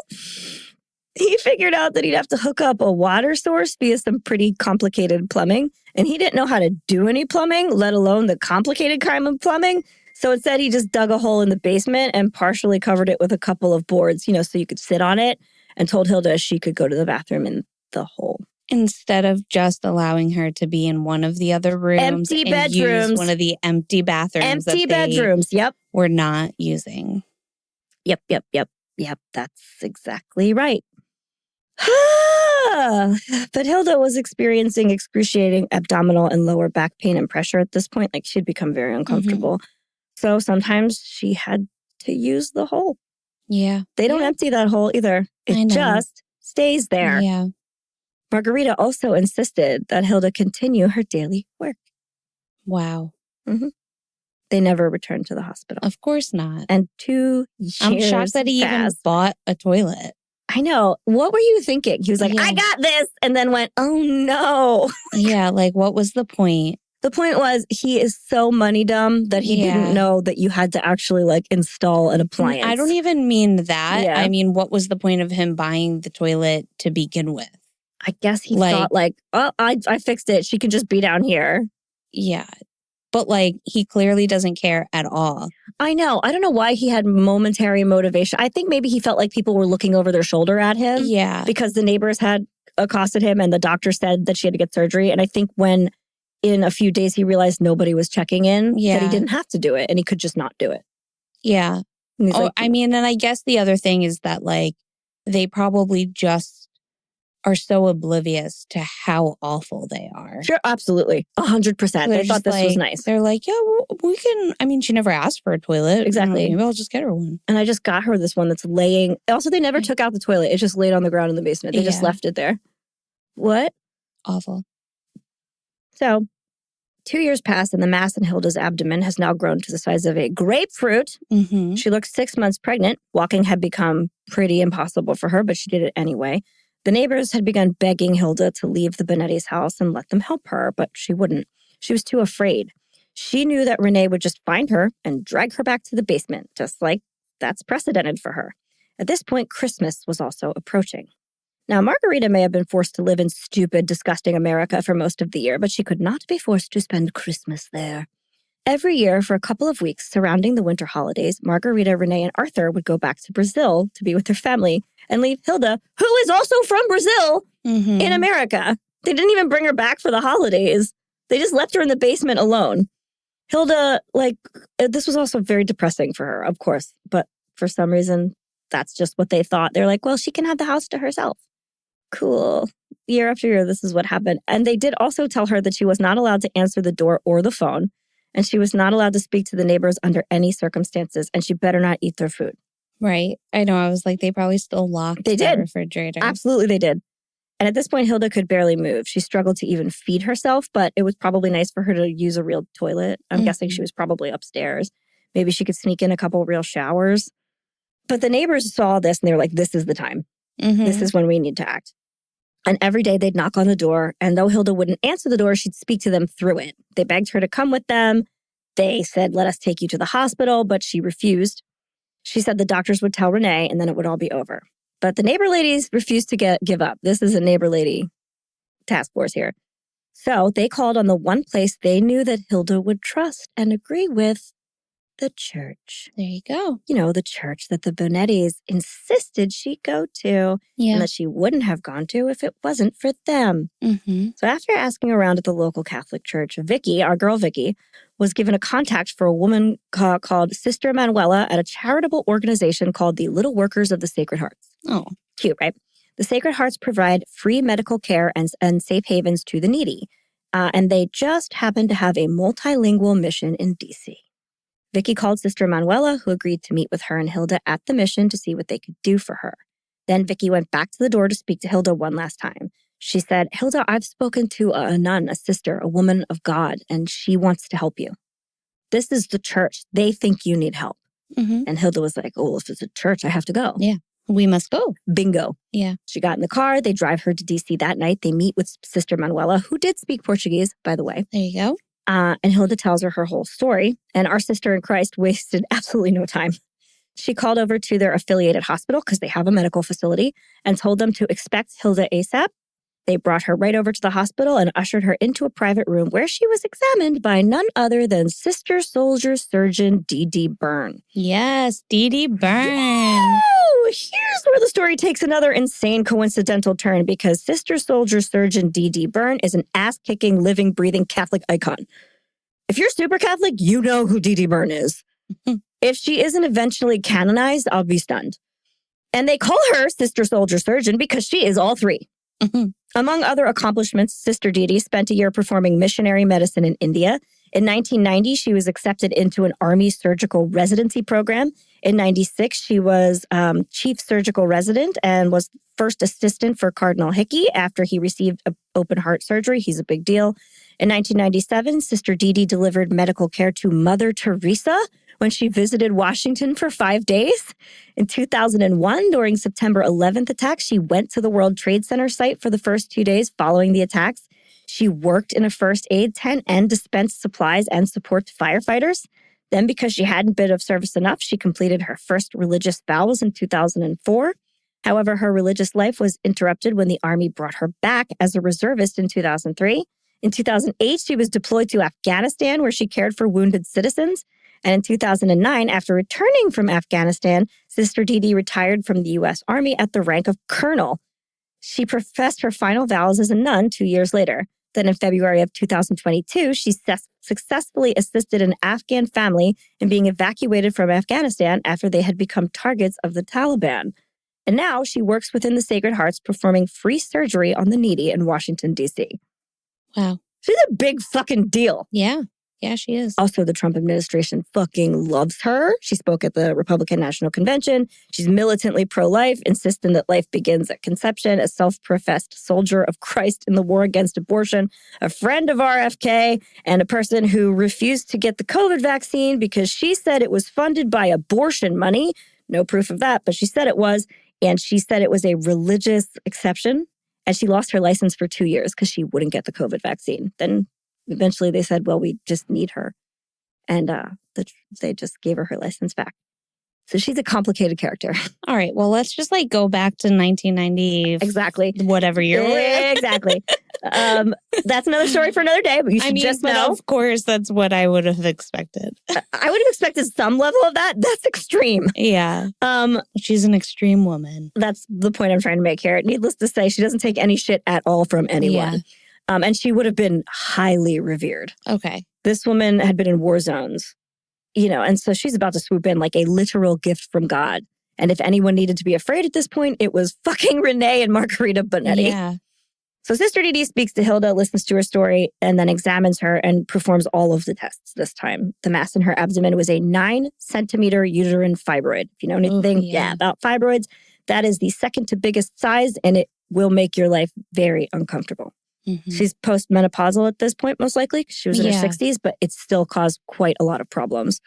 But thankfully, they're not cancerous. Mm-hmm. That's how she was able to just walk around with it all those years. Right. Sister Didi was able to immediately remove the fibroid completely. Success. Now, sisters and soldiers may be able to keep secrets, but surgeons are mandatory reporters. And it was clear to Sister Didi that Hilda was a victim and her kidnappers had broken the law. So as soon as Hilda was stable, she called the damn cops and a social worker. Thank God, we finally got the fucking authorities in here. It was clear simply by her physical condition that Hilda had a long history of abuse and neglect, but Hilda was terrified and did not want to speak to law enforcement and refused to at first. So Sister Didi, who is very crafty, did two things. One, she managed to make her feel very safe at the hospital by agreeing to keep all of her documents anonymous and moved her hospital room to a different one every 12 hours so that no one could track her. So Hilda felt very safe. Okay. Then she called in a nun that spoke fluent Portuguese. And the nun was like, listen, I'm from Brazil and this happened to me too. I was also lived in servitude and I ended up escaping and I was saved by the Catholic Church. Okay. You have to talk to the cops. And then Hilda was like, okay, I have to talk to the cops. I was going to cry. I know. Did that really happen or did she just say that? No, it really happened. Oh my God. That's real. Yeah. I told you the story. Like you can't anticipate anything that happens. So the detectives come in. At this point, they have also involved the FBI because they're like, this looks insane. I don't know if we're even equipped to handle it. You have to come in. They come in. They're very ready to listen. They ask Hilda a lot of questions, including, where are your documents? Documents? Hilda asks. Well, what do you mean? She's very confused. She had no documents. She had no place to keep a paper. Like, what about her passport? They asked her visa, proof of citizenship, a birth certificate, a CVS card, anything. No, she said, I don't have anything. Rene has my passport and my visa, and he keeps them somewhere. I've never even seen them. I don't know what they look like. Through a little digging, the police discovered that Hilda's passport and visa had expired years ago. Rene simply didn't have them renewed, and he didn't let Hilda have anything in her own name, so essentially she didn't exist in the United States at all. That's why she couldn't have medical records. She was in the country illegally. But Hilda didn't know that. She thought that her citizenship, that her visa was current and her passport. She didn't know anything was expired. Right. Right. And how could she? But this was not lost on the FBI, so don't worry. This wasn't 2025. They weren't trying to deport her. They were like, you've been through enough. You can stay here. It's fine. We're going to figure your shit out. But just like know that this is something that happened. So the detectives keep digging. They talk to Sister Didi and Sister Manuela and all the fucking neighbors who are like, let me tell you something. While this investigation is carried out, the Sisters of the Sacred Heart offer to keep Hilda safe and hidden. They set her up in a cozy little apartment. They make sure she has new clothes and shoes, medical care, hot food, a clean bathroom, and a soft and comfy bed. They care for her and prayed over her and made sure her neighbors could visit her and check on her whenever they wanted. Hilda was finally safe. But her story is not over. Meanwhile, Rene and Margarida arrive home from their holiday in Brazil, and they're like, where is Hilda? She's not there. Do they rage out? Do they tear through Montgomery Village looking for her? Do they hunt her like a deer? No, they went, oh well. Wow. They did nothing. It's like a runaway cat. I know. They're like, she'll come home eventually. Yeah. But surely they must have started to panic when they saw police all over the neighborhood because there were cops everywhere at this point in time. No, they never worried for a second because they didn't think they did anything wrong. They just went on with their life. I imagine Margarida was probably pretty mad she didn't have any help. Maybe she was looking for somebody else. Who knows? And the house was probably kind of messy. But, detectives kept going. They then went to speak with Rene and Margarida, who were super casual and polite. They told the detectives that Hilda had worked for them for the first 4 years after they moved to America. And then she was just more or less a friend of their family that they let live with them. They loved her. She was their friend. They brought her over from Brazil. They gave her a beautiful basement to live in, plenty of food to eat. They loved her and they treated her very well for a servant. What more could she expect? Wow. Especially a servant who was, if they're being honest, terrible at her job. They said she never kept the house clean enough, which was very frustrating for Margarida, who admitted that occasionally maybe she did slap her because that's how things were done when you had a servant that didn't know how to do her job. Yeah. The police were like, what? I'm sorry, what did you just tell me? They couldn't, first of all, they couldn't believe that these people weren't trying to lie or be remorseful or anything. They were just telling them these things. Then they thought they had done nothing wrong. They couldn't even figure out why the police were at their house. And two, detectives couldn't wrap their heads around the fact that technically none of this broke any United States laws. I know. What? Here's where things get really murky. All of the involuntary servitude laws in the United States at that time had been written during the Civil War and never once updated. The United States considered slavery to be a thing of the past, and they didn't need new laws because it didn't happen. Yeah, nice try. As it stood in 1998, an involuntary servitude charge required proof that a victim was held in captive servitude by physical force or threats of violence. Like, you had to be beating them almost to death or chaining them up or locking them in a room. There was no precedent for a person who was controlled through psychological abuse, confiscation of documents, financial abuse, and threats of deportation. According to the legal system, she could have left whenever she wanted. The cops knew that they could at the very least charge Rene and Margarida with harboring an undocumented immigrant. They did do that for a long time. And Rene admitted to that, to Margarita's absolute indignance. He was like, I told you to keep her legal. She actually says that. And Rene says, well, I thought my father-in-law had been paying her for those 4 years. I'm so sorry. I mean, who can keep track anymore? How or when she's getting this mythical money, it was something he never even thought about. It's not coming in the mail. There's no direct deposit. She's not going to a bank. Where do you think she's getting money? Right. And then also, what was she allowed to use it on? Yeah, what is she buying? What is she using it on? Nothing. Yeah. How could you think that? Well, and the money that she did have, they took. I know. But this harboring an illegal immigrant is at least going to get them detained, and then they can kind of go from there. You know what I mean? So in the summer of 1999, the Bonettis are finally indicted. Mind you, this is right before my senior year of high school. Just to provide a little time context, we are about to enter a slavery trial during my senior year of high school. Yeah. Detectives charged them both with conspiracy, involuntary servitude, and harboring an undocumented immigrant. They're like, let's just charge them, see what sticks. When they went to collect the Bonettis, however, so they could await their trial, they have to bring them to jail first, then there's bail and everything. But Margarida wasn't there. Oh. It was just Rene, who quickly bailed himself out, obviously. And he said, Margarida's father died, and she had to go back to Brazil to help her mother settle some affairs. And that's true. He did die in 1998, and Lourdes really was sick and living in that big house all alone. That did check out. However, Margarida wasn't exactly taking care of anything but herself. She doesn't do any work. She doesn't do anything. United States authorities made it clear that she needed to be back by, at the very least, their trial date to be processed, but she should return as soon as possible and report back to the police. Now, Rene bailed himself out quickly. She wouldn't necessarily be sitting in jail, but she had to start the process. But other than saying that, there was nothing the United States police or the FBI could do because, as we mentioned before, Brazil does not enforce extradition on their native citizens. And since Margarida never formally became a United States citizen on her own right, she was safe in Brazil. Oh. Rene, they could have probably deported. They could have extradited Rene because he was now a citizen of the United States. Margarida just had a green card. Right. Okay. Yep. But he also didn't leave. Rene gets no credit for most things, but he did go and do the stuff. He did answer for his crimes. He didn't run.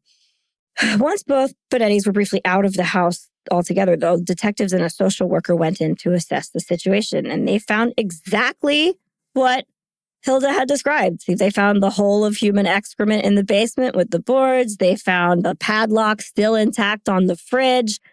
Everything was just as bad, if not worse, as they expected. Yeah. And they made a thorough report, took a lot of pictures. There's proof now, right? As the trial date arrives, everybody goes to court. Rene is there. Hilda, who has bravely agreed to take the stand, is there, terrified, seeing Rene. The neighbors are there. The sisters are there. Margarita's own sister is there. But where is Margarida? The prosecutors are stunned. They're like, where the fuck is this woman? Why isn't she here? They're like, oh, she's at home in Brazil. Casually, they say that. They're like, her mom is sick and she's not feeling well, so she's going to stay there. They're like, I'm sorry, what now? Margarida had claimed that she was sick and she could barely move and her mother was sick, so she had to stay. She's not sick. Right. Meanwhile, she hadn't moved in with her ailing mother, but she did convince her to leave her the house upon her death. Was she caring for her mother? No. In fact, people of Brazil say a lot that she basically neglected that woman and then she died. So that's not really speaking truth. In fact, Margarida had moved back to Brazil and lived in a little apartment in like a seedy part of São Paulo. And this is the point wherein she started dressing in rags and painting her face white. Yep. That time, people did know who she was in the better parts of the neighborhood. And they were aware of what she did because this was international news. So she didn't want anyone to recognize her. Yeah. And thus began Margarita's going into hiding. Behind the scenes, she was also trying to sell her and Rene's homes in America and have all the money from those sales transferred to her in Brazil so it couldn't be seized by the American court system and none of it could be given to Hilda. Wow. But that didn't work. They froze their assets so fast. They're like, yeah, absolutely fucking not. And they put an ankle bracelet on Rene immediately. They're like, okay, no, thank you. Yeah. Funnily enough, after Rene got the ankle bracelet on, things got a little bit real for him. And he was like, I should probably make friends with these neighbors. Yeah, right? So he was like friendly to everybody. He's like, hi, guys. I'm just your nice rich neighbor, Rene, who lives here and would never do a thing wrong in his life. And they were like, sure, Jan. This is wild. It's so strange. And then there's the trial, which is actually absolutely maddening. This defense lawyer was so mad the whole time because Rene did not help himself at all. Yeah. He just admitted to everything. He was like, no, this is how you do it in Brazil.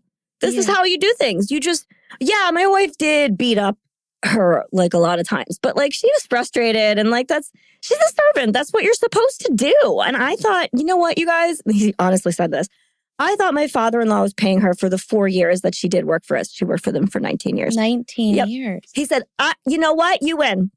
I'm going to write her a check today for $4,000 for those years. Wow.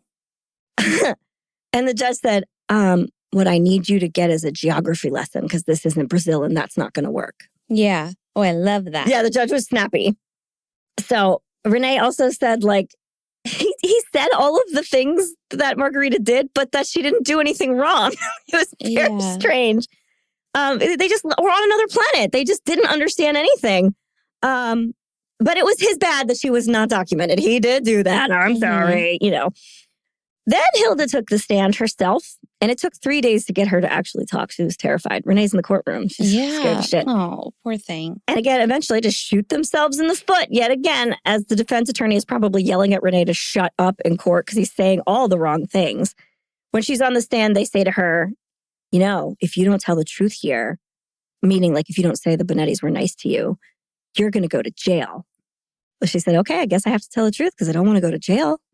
So she did. She told the whole long-ass truth, including the fact that, quote, Mrs. Bonetti's physical abuses, which included beating her with a shoe, burning her in the face with hot soup, and pulling out clumps of her hair until she bled on her scalp, caused extreme physical pain, which does demonstrate serious bodily injury. So she said everything, and it wasn't pretty. In the end, the judge really did do the best that they could. Remember, they only had Rene, who by everyone's admission did not do any of the physical harm to Hilda. He certainly neglected her, but he never laid a hand on her.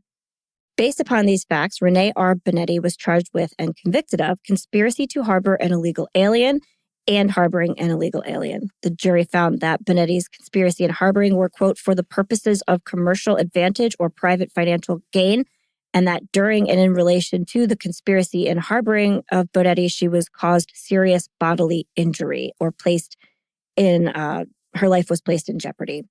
So accordingly, the most they could do, this is the most they could do, Rene was sentenced to 78 months imprisonment.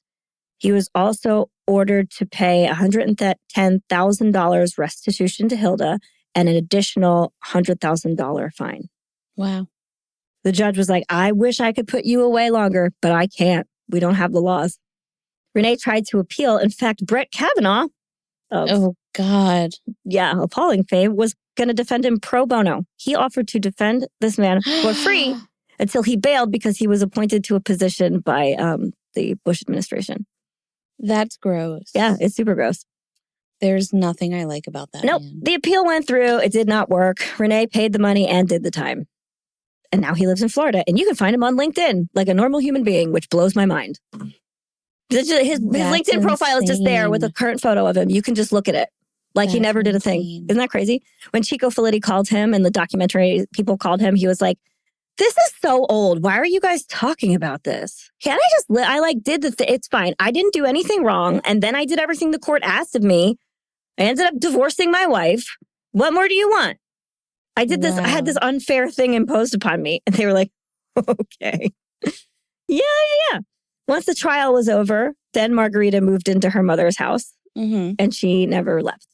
The United States did ask Brazil to try her over there. They're like, you can at least charge her in your own courts. She did this and it's public knowledge. Mm-hmm. And Brazil was like, yeah. We'll see if we can find her and we'll try if we can. They knocked on her door one time. She did not answer and they gave up. Yeah. So back in 2022, where we started, after 6 months of watching this house, Chico Felitti abandons his post for a little bit to go get coffee. And just when he leaves, his neighbor Mari, who's watching from the window upstairs, sees Margarida come out into the garden. And she calls Chico and she's like, turn the fuck around. She's there. Get her. And he does. And he does catch up with her face to face. He's like, gotcha, bitch. Yeah. And she's like, okay, why are you interested in me? And Chico, very savvy, says, I just moved here a short time ago and I wanted to know about this abandoned house. Look at your home and look at the rest of the town. Like, this is crazy. And she was like, it's not abandoned. And eventually it's going to be amazing again. And he was like, okay, well, why don't you talk to me about it? And she goes, I got to go inside real quick. Half an hour passes. He goes home, but he had given her his phone number. And she does like attention. Yeah. So she called him later. And the first thing she says in this interview is, where did you go? Why did you leave? I came back out and you were gone. She's like, crazy. I waited for half an hour. Like, what do you want? But I did give you my phone number and I knew you'd call me. I wonder if she was trying to take off her face makeup. Maybe she was like, I look crazy. He's so cute. He is a handsome man. Maybe she was just flustered for a moment. Who knows? She had to go waddle around in her hovel for a little while. She needed to put more on because she was blushing through it. Where's my diaper cream? I'll be right back. In this interview, which you can hear on the podcast and in parts in the documentary, is like one of the craziest things I've ever heard in my life. The way this woman talks is she lives on another planet. She said she was a victim in this. Hilda was her best friend that she loved and knew since she was a childhood. She never did a single thing to Hilda. She was nothing but kind to her. Her neighbors are all assholes. The problem was that she didn't like Rene and she was in a bad marriage and she didn't want to live in America, so she was unhappy. She also said that Hilda was a terrible housekeeper, so she had reason to be frustrated, and that Hilda lied all the time. She was just a big liar who tried to take advantage of her hospitality and steal her food. And she never ran away from the law. She had to go home and care for her mother, and then she got disabled. And this was her house, and she lived there, and the government was going to make it nice again eventually, and everything was fine. She's just a very nice, rich old lady among peasants. The press had just created this persona for her, and that, quote, the Margarida Bonetti that they talked about didn't even exist. Oh, God. Chico Felitti was like, this is going to be a good podcast. Yes, it's going to be so good. Yeah, okay. Thank you so much.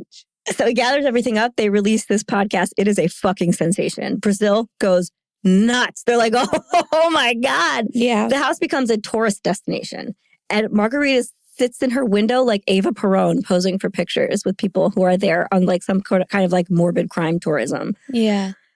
Crowds are there every day now. Mm-hmm. And she's like, hello, my public. Yes, my white face is terrifying. Hello. She's still putting that on. That picture that we posted, the first one in the photo suite of her opening the windows with the white face, is her greeting a crowd of people. That's what I wondered. That's what it looks like. It's very Don't Cry For Me, Argentina. Yeah. And which is insane. What? Why? And these people know. They know that she's like a criminal. Half of them just see her as like a video game character or something. They're like, she's not real. And the other half is like clergymen and Brazilian aristocracy, all of whom defend her. They're like, this poor old woman stuck in this house and all of you are mobbing her. Why would you do this to this poor woman? Yeah. Okay. And then Mari swoops in and she's like, well, guess the fuck what? Mm-hmm. Now I'm calling the health authorities because she has all these festering mosquito pools and suddenly there's a ton of people on her lawn. They're going to get dengue fever. Yeah. And the police are like, oh, we got to check that out. Mm-hmm. They go out. They're like, well, we have to check this house and we have to do a welfare check on the woman who lives there because Mari's savvy. And she also is like, you should make sure she's okay. Mm-hmm. What if she's not? There is a 3-hour standoff with the police standing on her doorstep trying to come in and her refusing to open the door. There's a crowd of thousands of people gathered around. There's like helicopters and ambulances and stuff. Finally, they're like, fuck this. And they break the window and storm inside the house. The house is a hoarder's paradise. It's the mess. Obviously, it is a nightmarish mess. It is just like filthy. She doesn't know how to clean and she lives there alone. Mm-hmm. And she's not doing anything, you know that much. Mm-hmm. And they're like, holy shit. And Margarida, there's video footage of this too. You can watch them storm into this house. And she's just like, I don't understand what's happening. This is crazy. Why are you here? I'm fine. This is my house. They're like, we got to make sure that you're not going to die in here. And they can't find anything illegal. She does own the house. It's dirty, but it's not illegal to be dirty. Mm-hmm. They're like, I don't think this is going to kill people. They do take her dog. She has a dog. Don't worry. The dog gets rehomed. Is that what that fit? So I have a picture of her with a dog. Yeah. Is that the dog? That's the dog. Okay. They're like, the dog can't live here, but you can. Because there was like a reporter, I think, that like was holding the dog and then Margarita's like pulling it away from her again and like looks very like, this is my dog. But then I see later pictures of this dog with that woman again. Yeah, they were like, you can't keep the dog, dude. You're not taking care of the dog. And then Margarita's defenders say, well, at least bring in a doctor to check her out. We don't think she's sane. We think that she needs to be put somewhere where she can be monitored. The doctor comes in, they're like, that woman is perfectly sane. She's not very nice, but she's sane. She's not she's not like a danger to herself and others. She's just an asshole. Yeah, exactly. She's just an asshole. And she closed the doors back up and lives there to this day. So gross. You can still walk by her in her white ass makeup. It's insane. The Brazilian authorities never did anything. The cops never did anything. Nothing. She's just still there. However, people are not very pleased about it. Right. Locals like spray painted like slave owner on her front walk, and like people would at least scream at her when she was out. Even Mari did it. They'd just be like, I know what you did. I know who you are. Yeah. So she is exiled a bit more, but she still has like all of the clergy in Brazil and stuff are like, that's just how we do things. Right. We just have servants. I feel like, I don't understand. But I feel like if people, I don't know, I'm just getting this image in my head, like Mario being like, I know what you did. I know who you are. And she'd be like, well, thank you. That's so nice to hear. I am a big deal. You're right. It's pretty impressive. I think she was also very much like, you're a nightmare. Yeah. Which she will argue at all costs. Yeah. Hilda, however, does get a happy ending. They ask her, okay, you're free now. We're going to help you. Do you want to go back to Brazil? What do you want to do? And she says, actually, I want to stay in America. My neighbors saved me. They're the only friends I've ever had. I want to stay here with the sisters and my neighbors. And she did. They set her up. She got $100,000 and she was taken care of by the government and stuff. And she had a place to live. And she remained friends with the people who rescued her for a great many years. She still is in contact with some of them. When the story broke again after Chico Felitti's podcast, the original detective who cracked her case, the documentary, it's a great article. I'll share it in our show notes, where the documentary was like, we want to talk to you. And the detective was like, I will talk to you on one condition. You take me to Hilda to talk to her. And there's this like beautiful reunion between the two of them where he's like, I'm so happy that you're like so well. And it was the worst thing I'd ever seen. And I'm so glad we could save you. Yeah. It's like she did go on to live a very fulfilling life. She's still alive. She lives right now in like a retirement village because she's in her 80s and she needs some help. But she's good. She has a comfortable living and people who love her. And she got a happy ending. Great. So that's good. And now, oh, how the tables have turned. Yes, for real. Margarita lives secretly in a house where she can't talk to the neighbors and has to hide in the basement. So that is the most karmic retribution you could get without actual consequences. But never fear, there is a silver lining in the United States because this case actually changed our laws. Well, there you go. The Bonetti case, along with a handful of other high-profile domestic servitude cases in the 90s, apparently there were more, was cited during debates in Congress as proof that the United States laws needed updating. In October of 2000, Congress passed the Trafficking Victims Protection Act. This was the first comprehensive federal law to address human trafficking, and it expanded the definition of involuntary servitude to include psychological coercion, threats of deportation, and confiscation of documents. They created stronger penalties for traffickers, established protections and visas for victims like Hilda, allowing them to remain in the United States and rebuild their safety. And they funded training for law enforcement and victim support services.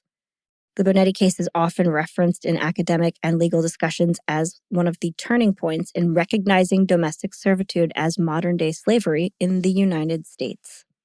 So, whereas when they discovered Hilda's case, there was no precedent, now it is the precedent.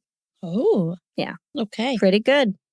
And that is where the case ends. They're all still alive in different places, living in their own versions of what they deserved, I suppose. Yeah. What a wild ride. I thought so. Yeah. I was definitely... I mean, I'm like, oh, this story's got to be short. It can't go anywhere else weird. And then it would go somewhere else super weird. Sure. And the thing with like the Sacred Heart people, that's not even in the documentaries. I found that shit and was like stunned. That's wild that that's not in there. That's so interesting. They interview Dee Dee Byrne, but they don't tell you who she is. They just are like, she's like, hi, I'm Dee Dee Byrne. I operated on Hilda. And she just talks about what she did for her medically. She does not say anything about herself. And then they move on. I only looked her up. Wonder if they just had to cut scenes and maybe they thought. I don't know. I looked her up just because I was like, I'm wondering what the organization was. They don't even tell you the organization. They're just like Sister Manuela, and then she saw Dee Dee. I found out that it was the Sacred Hearts and that they have a hospital and that like they had this like crazy sister soldier surgeon woman operating on her. I can't believe that's not included in most coverage because I feel like she is a big deal and possibly part of the reason that it was so deadly serious because she carried a lot of clout. So like, I just found that fascinating and kind of crazy. And the Brett Kavanaugh shit that he was going to defend him in the appeal? I know. What? Okay. But like, it sounds right. And Brett Kavanaugh contacted Rene and was like, I'm going to take your case for free. And he never told anyone why, and then he dropped it. People were like, why are you doing this? This is a bad look. Oh my God. He probably wanted his like O.J. Simpson. The high-profile bullshit. Yeah. He's just like, I'm going to get this slave master off. You didn't. I'm going to prove that the glove didn't fit. The judge was like, no. Yeah. I don't want to hear anybody's bullshit. I saw all the stuff. There was so much documentation because Rene Bonetti also shot himself in the foot at every single turn. He was like, yeah, that's how things are. Why are you mad at me? I don't understand why I'm here. Right. And America was like, oh my God, you have to go to jail. So gross. Yeah. There are still people in Brazil that think Margarida Bonetti is a sad old lady. Yeah.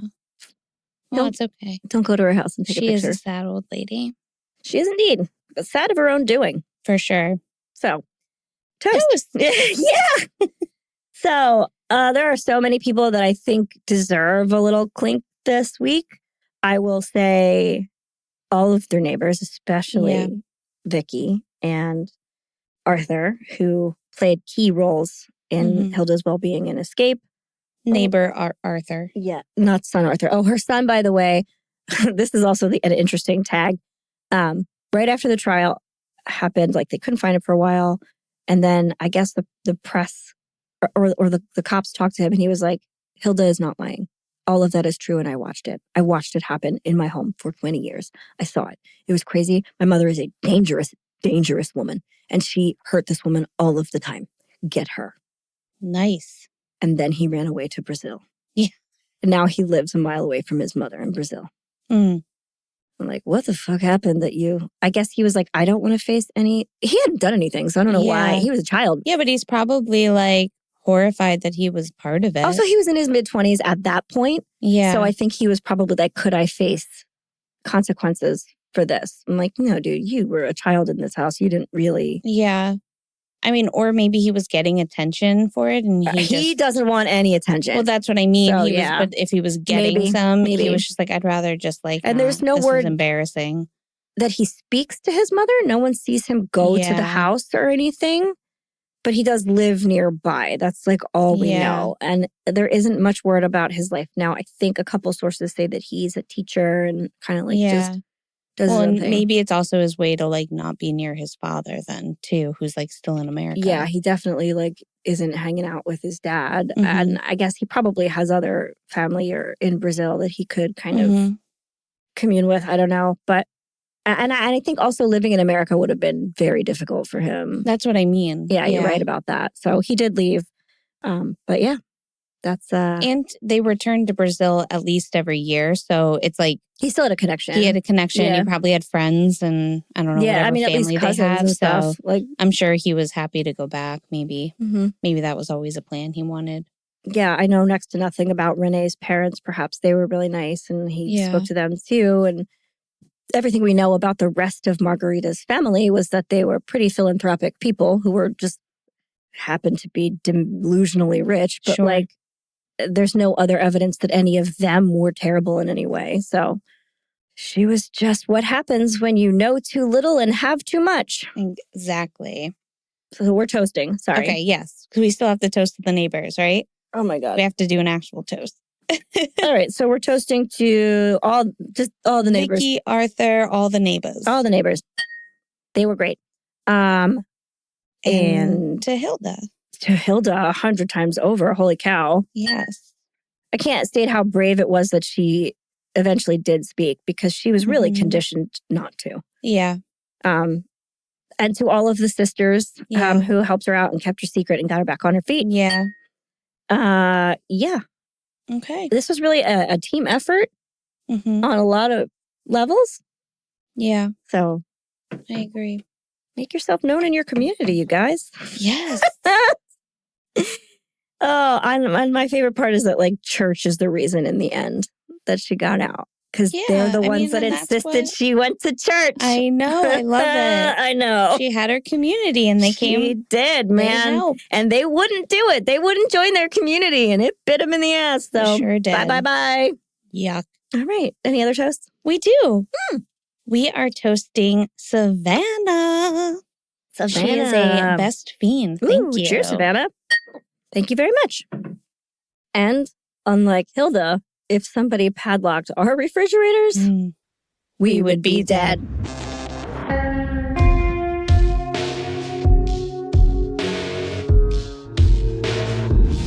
Thank you for listening to the We Would Be Dead podcast. Hit subscribe now to never miss an episode. Rate and review our show on iTunes. Follow us on Facebook, Instagram, and Twitter at Would Be Dead Pod. And join our Facebook group to discuss the podcast and more.